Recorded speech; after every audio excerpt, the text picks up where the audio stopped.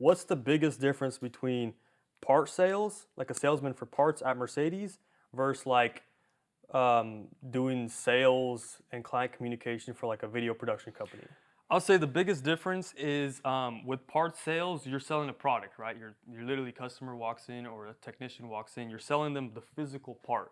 Whereas for videography, you're selling them a service, not necessarily a product. You're selling them a service. You know, 12 pieces of content for this month or whatever. So I would say that's the biggest difference between sales for Mercedes and sales here.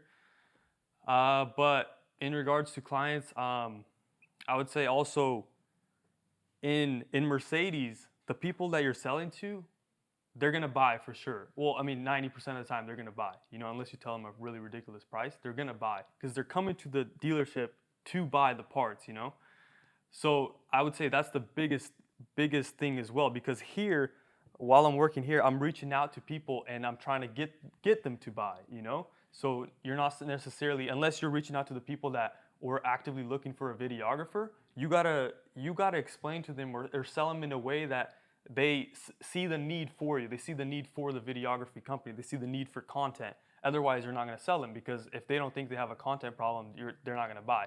Whereas in Mercedes, everyone that was walking into the parts department were going to buy something. They're there to buy something. So it was really easy to sell at Mercedes because you were selling to a client who's already ready and in the state to buy. Whereas here, you have to, in a way, first let them know that they have a problem with content. They have a problem, and then you sell it to them.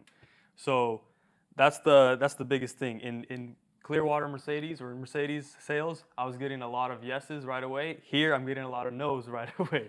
So there's that biggest shift. That's probably the biggest shift that I've seen here. Yeah.